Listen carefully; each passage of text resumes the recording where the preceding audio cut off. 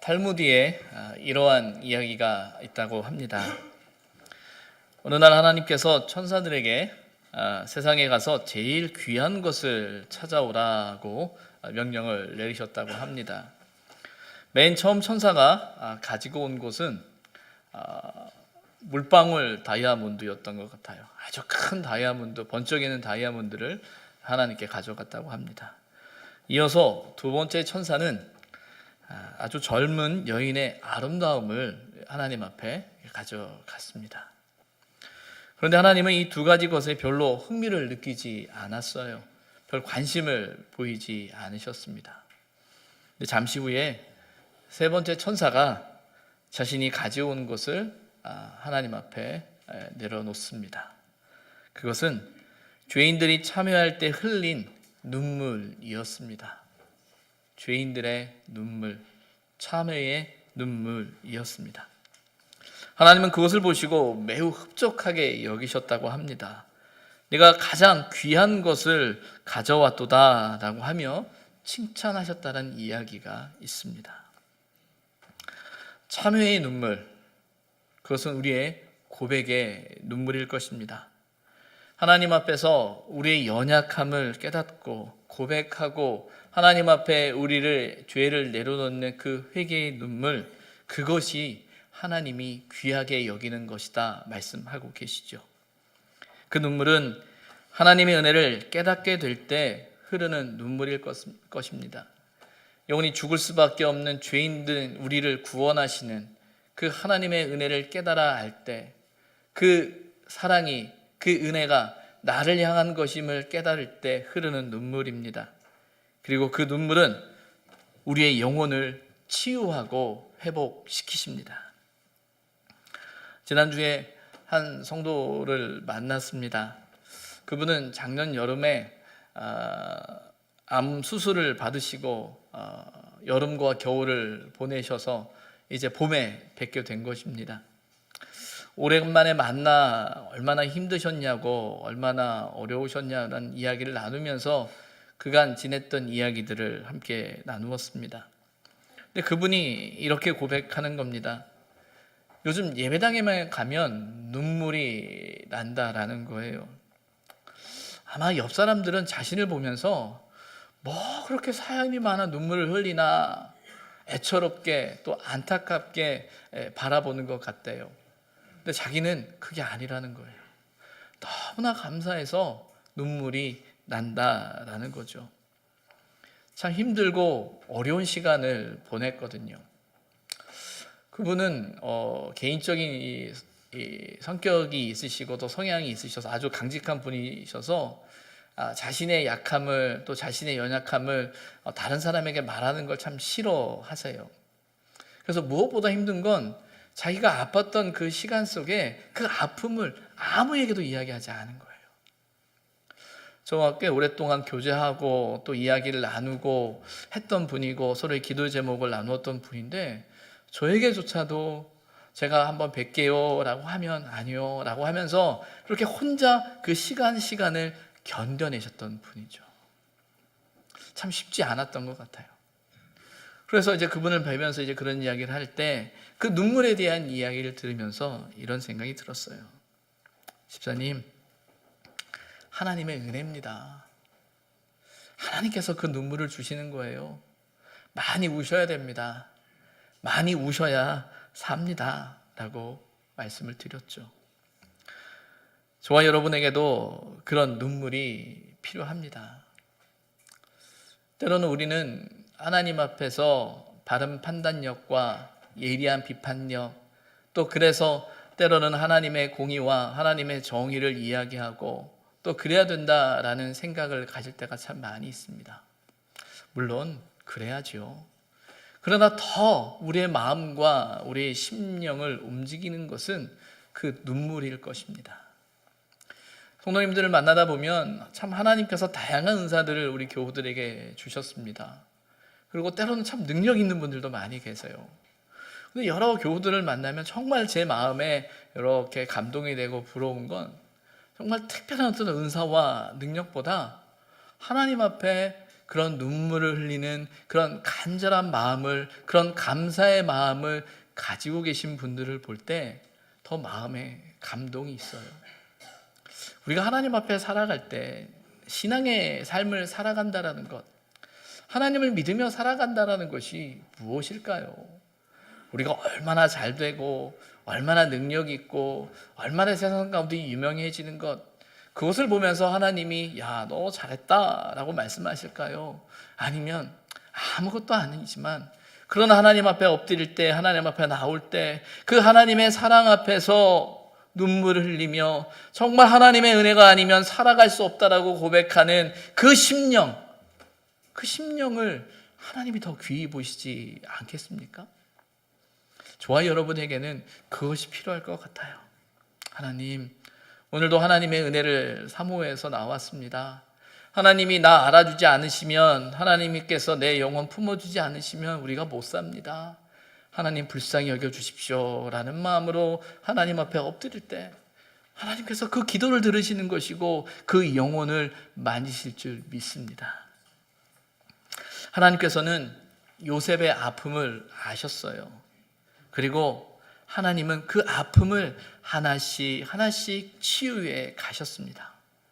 그리고 치유의 과정 속에서 하나님은 요셉에게 눈물을 허락해 주셨죠. 첫 번째 눈물은 자신을 팔아넘긴 그 형들을 대면하면서 흘렸던 눈물이었습니다. 자신을 요셉으로 알아보지 못하는 형들 앞에서 자기도 몰랐던 그 마음 깊은 곳에 있던 분노와 상처의 눈물이 솟아납니다. 내가 마음속에 견뎌왔던, 참아왔던 눈물이죠. 하나님은 우리에게 참아야 돼, 견뎌야 돼, 이겨내야 돼 라고만 말씀하시는 것이 아니라 그 눈물을 끌어올리십니다. 그 눈물을 통해서 우리의 아픔을, 우리의 상처를 싸매시죠. 두 번째 눈물은 동생 베냐민을 향한 사랑의 눈물이었습니다. 죽었다라고 생각하고 잊고 있었는데 자신의 친혈육인 그 베냐민을 볼 때 그를 향한 그 사랑의 마음이 그의 마음을 움직입니다. 하나님께서 그의 마음을 조금씩 만지고 계시는 거죠. 요셉의 아픔을 아시는 하나님께서 그렇게 하고 계셨습니다. 그리고 오늘 이제 세 번째 눈물을 보게 됩니다. 1절과 2절을 보게 되면 요셉이 그 정을 억제하지 못해서 큰 소리로 울었다라는 이야기가 본문에 나옵니다. 요셉이 왜 그 정을 억제하지 못했을까요? 왜 오늘 이렇게 눈물을 큰 소리로 울고 있을까요? 이 이야기는 앞선 44장에서부터 출발합니다. 44장에 이제 곡식을 사러 왔던 형들에게 또 그들이 가져온 자루에 곡식을 담습니다. 그리고 그 곡식에 그 어떠한 자루에 은잔을 두게 되지요. 요셉의 마음은 43장에서 형들과 함께 즐거운 식탁의 교제를 나누고 있었으나 거기까지였던 것 같아요. 동생 베냐민을 향한 사랑의 마음, 그 애정을 가지고 동생에 대한 책임을 다해야겠다라는 생각은 같지만 그 형들을 용서하거나 그 형들과의 관계를 더 한다라는 건 자신이 감당할 수 없었던 것 같아요. 어떻게든 그저 베냐민만 내 옆에 둘 수 있는 방법이 무엇일까 고민하던 차에 동생 베냐민의 자루에 자신의 은잔을 둡니다. 그리고 은잔이 발견된 사람을 종으로 삼겠다라고 말하죠. 형들의 입장에서는 곡식을 구해서 아버지께 가져가는 것도 중요한 일이겠으나 이 막내 동생 베냐민을 안전하게 데려가는 것도 그들에게 너무나 중요한 일이었습니다. 그런데 어떻게 된 일인지 하필 그 은잔이 그 동생의 자루에서 발견된 겁니다. 요셉의 종들은 이 베냐민만 남겨놓고 다 떠나가라고, 다 가라고, 돌아가도 좋다라고 이야기하지만 형들은 돌아갈 수 없죠. 아니, 돌아가면 안 되죠. 안 되죠. 모두 다 요셉 앞에 섭니다. 답답한 마음에, 절망 어린 마음에 요셉 앞에 서죠. 도대체 왜 이런 일이 있는가라는 겁니다. 요셉은 그 베냐민에 대한 사랑이 베냐민을 책임지는 것이 자신의 몫이고 자신의 최선이라는 생각을 하고 있는 거예요. 우리가 깊은 상처를 경험하고 아픔을 경험하게 되면 누군가를 사랑하는 것이 제한적일 수밖에 없을 때가 있습니다. 그런데 그 제한적인 사랑, 내가 여기까지 할 수 있어, 내가 여기까지만 할 거야 라는 어떤 그런 마음들은 우리의 마음일지 모르겠습니다. 그런데 하나님은 거기까지가 아니라고 말씀하고 계시는 거죠. 여러분, 우리가 내가 사랑할 수 있는 사람만 사랑하게 되면 어떻게 되는 줄 아십니까? 그렇게 되게 되면 편이 갈려지는 거예요. 네 편, 내 편이 되는 거예요. 네 편, 내 편 안에는 사랑이 있어요. 나는 누구를 사랑해, 누구를 좋아해 라는 게 있어요. 근데 문제는 내가 좋아하는 사람만 좋아하고 내가 사랑하는 사람만 사랑하다 보면 문제는 사랑하지 못하게 된다라는 거죠. 요셉의 마음은 한 사람 베냐민밖에 사랑할 수 없었어요. 그런데 하나님께서 그 마음을 만지고 계시는 거죠. 네 편, 내 편이 아니라 어떻게 하면 우리가 될 수 있을까요? 그것은 그 고통을 느끼는 겁니다. 그 아픔을 나누는 겁니다. 그가 얼마나 아픈지, 그가 얼마나 힘든지, 그게 얼마나 아픈 일인지 서로 아는 거예요. 서로에 대한 아픔을 이해할 때 너와 내가 아니라 우리가 될 수 있는 겁니다. 베냐민을 구하기 위해 유다는 요셉에게 간청을 하기 시작합니다. 유다의 간청의 내용은 그거죠. 아버지 야곱의 아픔을 대변하는 거예요. 우리 아버지 야곱이 얼마나 아프실지, 얼마나 힘들지 이야기를 하는 겁니다. 유다의 표현을 빌리자면 22절에 그의 아버지가 죽겠나이다 라고 말하고 있어요. 만약에 베냐민을 데려가지 않으면 우리 아버지가 죽습니다. 30절에는 이렇게 말합니다. 아버지의 생명과 아이의 생명이 서로 하나로 묶여 있습니다. 아버지가 아이 없음으로 죽을 것입니다 라고 이야기하는 거예요. 유다의 이야기는 아버지의 고통을 이야기하는 거죠.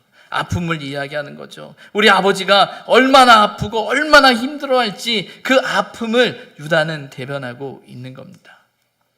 그리고 33절에 주의 종으로 그 아이를 대신하여 주의 종이 되게 하십시오 라고 이야기합니다.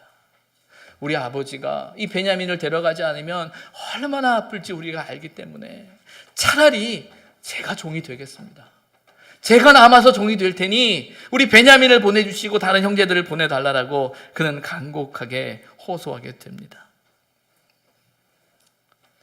유다의 이야기를 들은 요셉의 마음이 어떠할까요?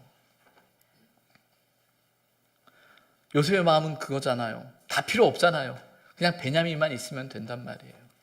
그게 자신이 할 수 있는 최선이라고 생각했거든요. 근데 유다의 말을 들으면서 그의 마음이 무너집니다. 그의 마음이 흔들리기 시작해요. 왜 흔들립니까? 바로 아버지의 아픔이 그의 아픔이 되는 거예요. 20년 전에 자기가 형들에게 팔릴 때는 그저 자기가 아프다라는 생각만 했거든요. 어떻게 형들이 저럴 수 있어? 어떻게 저렇게 무정할 수 있어? 어떻게 나를 이렇게 죽도록 내버려 둘 수 있어? 라는 그 마음, 자기의 고통 가운데 있었어요. 그래서 지금도 요셉은 자기의 고통을 이기고 싶은 거예요. 자기의 문제를 해결하고 싶은 거예요. 그런데 유다의 이야기를 들으니까 형의 이야기를 통해서 깨닫는 게 있어요. 아, 우리 아버지가 계셨지. 그래, 아버지가 얼마나 아프셨을까? 나를 그렇게 사랑하셨는데, 나를 그렇게 아끼셨는데, 내가 형들에게 팔렸을 때 아버지의 마음이 어떠했을까? 베냐민을 구하기 위해서 말하고 있는 유다의 이야기를 들을 때 요셉의 마음속에 그 아버지의 아픔이 떠오르는 거예요.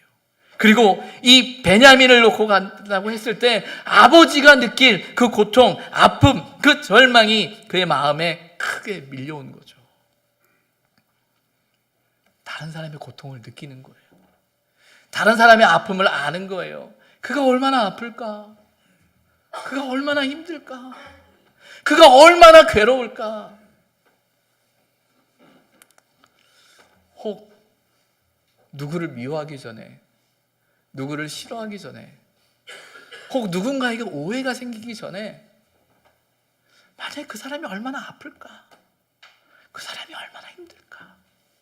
그 사람이 얼마나 괴로울까라는 생각을 우리가 조금만 할 수 있으면 아마 우리는 조금 덜 미워할 것 같아요. 우리는 좀 덜 싫어할 것 같아요.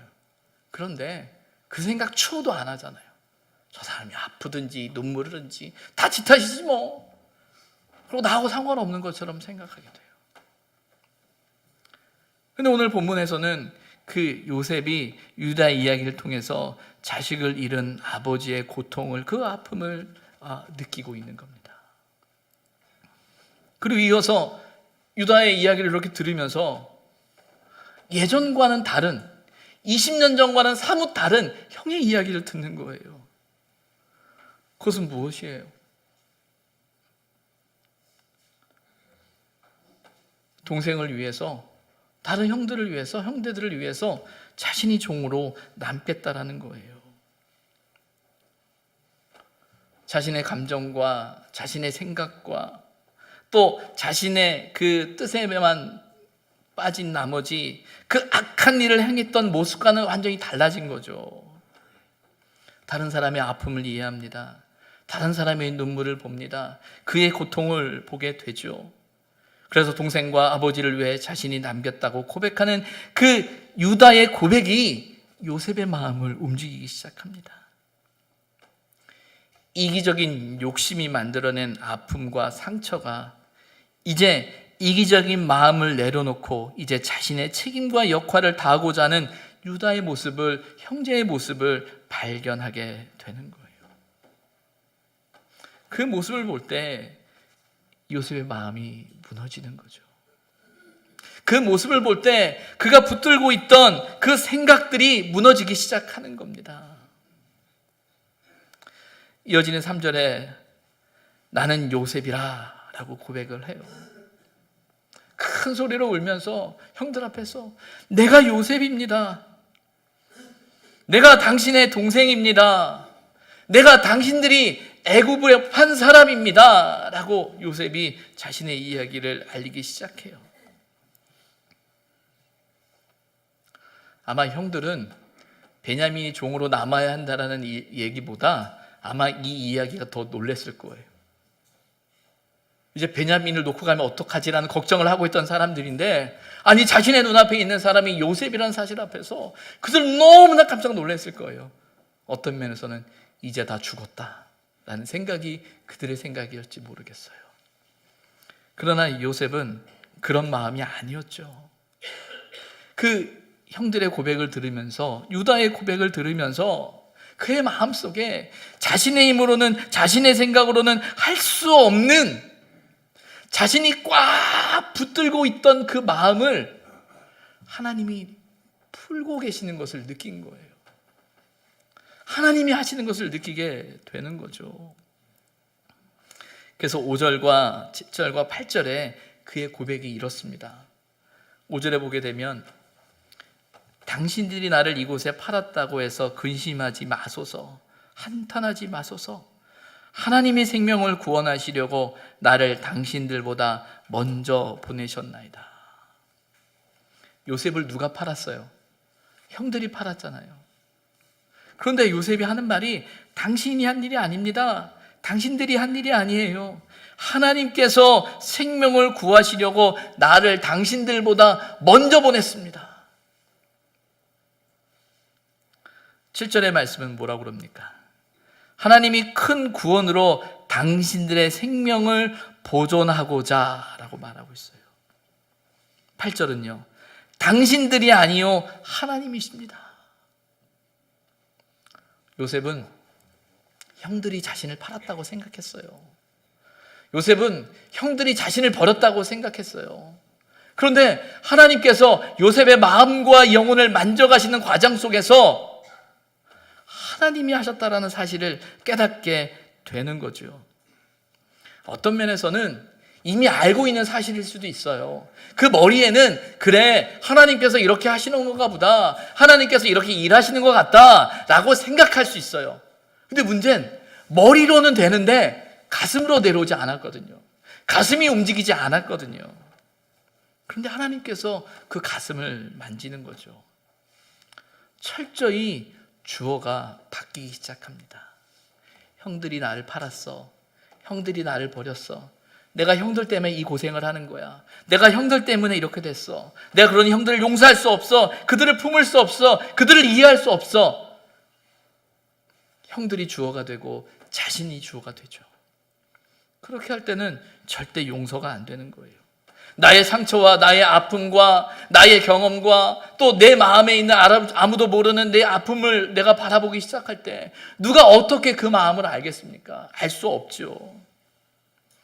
그럴 때는 절대 해결되지 않습니다. 절대 용서되지 않습니다. 이해관계가 서로 잘 풀릴 수 있을까요? 서로 각자가 생각하는 이해가 있고 자신이 원하는 것이 있고 자신이 기대하는 것이 있는데 그게 잘 합의가 될 수 있을까요? 죄 많은 인간은 늘 언제나 우리에겐 욕심이 있기 때문에 쉽지 않은 일이에요. 내가 중심이 되면, 내 감정과 내 생각과 내 형편이 중심이 되면 절대 화해하지 못합니다. 절대 사랑할 수 없습니다. 그런데 하나님이 주어가 될 때, 하나님이 일하심을 믿을 때, 하나님이 역사하심을 믿을 때 우리는 마음을 합칠 수 있는 거예요. 요셉은 하나님께서 일하고 계심을 고백하고 있는 것입니다. 일은 너무나 중요한 사실이에요. 하나님의 일하심을 믿고 신뢰하게 될 때 요셉의 마음에 상처와 아픔이 치유되기 시작하는 겁니다. 우리의 삶은 어떻습니까? 오늘 우리가 힘들게 느끼고 어렵게 느끼고 아프게 느끼고 나 도대체 왜 이렇지? 때로는 이해되지 않는 삶의 상황들, 때로는 누구 때문이다라는 어떤 그런 문제들 앞에 있을 때 그 상황에서 하나님께서 다 하실 겁니다. 하나님의 뜻이 있습니다 라고 말할 때 사실 참 위로가 안 돼요. 그 말만큼 쉬운 말이 어디 있어요? 차라리 그 말 하지 않았으면 좋겠어요. 말하지 않아도 알아요. 그런데 안 느껴져요 라는 게 어떤 면에서는 우리의 감정일 거예요. 우리의 생각일 거예요.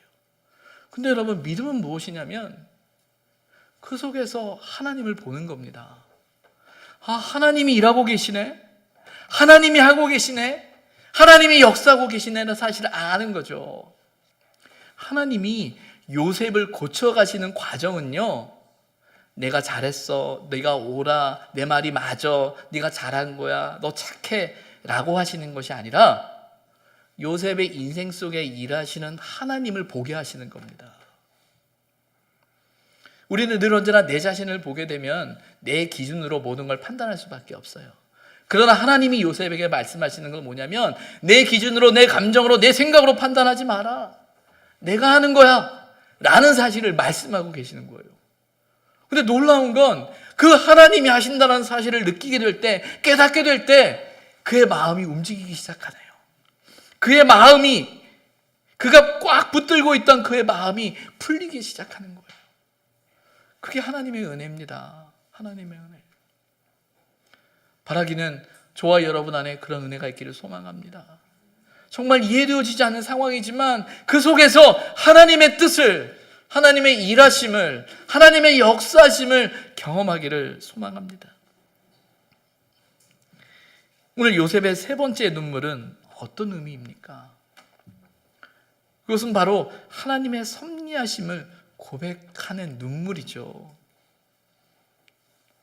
하나님이 하고 계시는구나, 하나님이 역사하고 계시는구나, 하나님이 인도하시고 계시는구나, 내 고통인 줄 알았는데, 내 아픔인 줄 알았는데 하나님께서 하고 계시는구나. 하나님을 고백할 때 거기에서 회복의 역사가 나타나는 거예요. 하나님의 일하심을 믿을 때 우리는 다시 살 수 있는 거예요. 나의 생각이나 계산 또는 안갚음의 마음은 결코 저와 여러분을 자유롭게 할 수 없습니다.